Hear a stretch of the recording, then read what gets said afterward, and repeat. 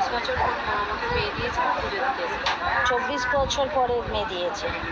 ঠিক দিয়েছে, আছে। আমি পুজো দিতে এসেছি। সবাই মন থেকে মানসিক করবো, অবশ্যই মা সাড়া দেবে।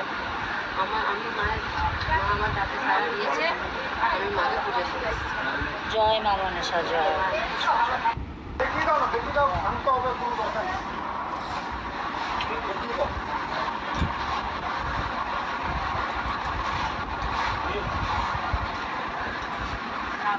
কোথায় থেকে এসছেন আপনি?